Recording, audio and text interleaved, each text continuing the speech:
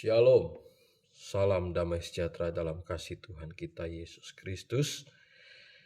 Saya hari ini akan mempraktekkan tugas yang ketiga atau yang keempat, ini challenge-nya, yaitu bagaimana kita bisa berbahagia. Yang pertama, kunci hidup bahagia adalah saya pasti bahagia kalau punya rumah sendiri, ya, kalau punya pekerjaan, punya perkuliahan gitu ya.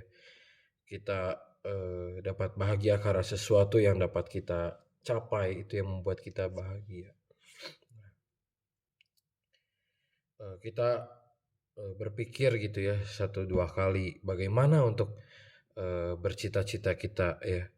Karena bila sesuatu cita-cita kita tercapai gitu, kita akan merasa bahagia gitu. Saya akan menyampaikan beberapa hal ya.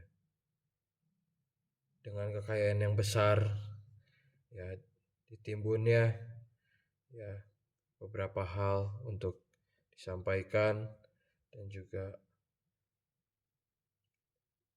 jangan dengki kita butuh jangan dengki, khususnya ya kita harus jangan dengki terhadap orang lain gitu. Nah, gimana supaya kita nggak dengki? Perasaan kesal atau tidak suka sewaktu menyadarkan kita ya untuk apa? Untuk kita dapat mengampuni orang lain gitu. Karena kita tidak boleh dengki sesuai dengan kebenaran firman Tuhan gitu ya. Nah, rupanya banyak orang yang dengki gitu kan. Tapi memang sesuatu hal ini harus ya kita anggap bahwa kita itu harus bisa mengampuni orang lain ya. Kita tidak boleh dengki terhadap orang lain. Bagaimana ya kedengkian bisa tumbuh? Bagaimana kita bisa mengendalikan kedengkian? Kita minta Tuhan Yesus yang sanggup untuk menolong kita di dalam hal ini ya, supaya kita dapat meredam kedengkian itu ya. Nah, kedengkian bisa merusak kemampuan kita. Seseorang dapat menikmati hal-hal yang baik ketika dia sudah melepaskan kedengkian itu. Nah, jangan sedih atau apapun ketika kita dengki atau kita merasa masih kesal. Kita boleh menangis, tapi salah satunya apa? Nah, kita mulai boleh belajar ya teman-teman nih, bahwa kedengkian itu merusak hal yang buruk gitu teman-teman. Nah, dari situ kita belajar bahwa sebuah hal yang membuat kita bisa bahagia itu yaitu kita harus menyayangi satu sama lain gitu. Apalagi kita sebagai anak-anak Tuhan gitu. Kita harus menyayangi satu sama lain, mengasihi. Karena apa? Karena Tuhan Yesus sudah terlebih dahulu mengasihi kita dengan apa tandanya? Dengan dia rela mati di atas kayu salib untuk menebus dosa kita sekalian.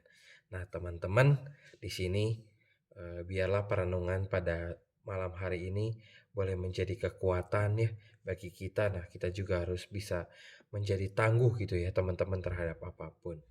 Nah, teman-teman, mari belajar untuk saling mengasihi satu sama lain dan belajar menjadi tangguh.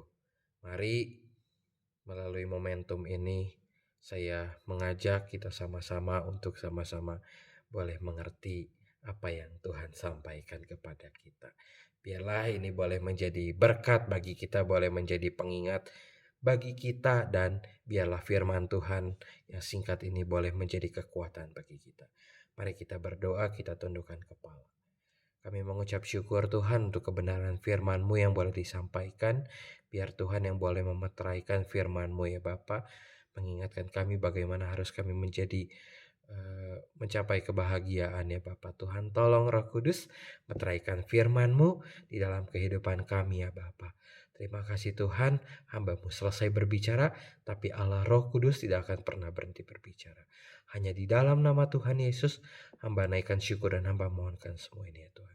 Berkati anak-anak-Mu Tuhan di dalam kuliahnya Tuhan. Biarlah Tuhan yang boleh memakai kehidupan mereka untuk menjadi berkat bagi banyak orang. melalui siaran ini Tuhan yang mendengarkan, biar Tuhan yang boleh memberkati. Di dalam nama Tuhan Yesus kami telah berdoa dan bersyukur. Haleluya. Amin. Shalom. Tuhan memberkati kita sekalian.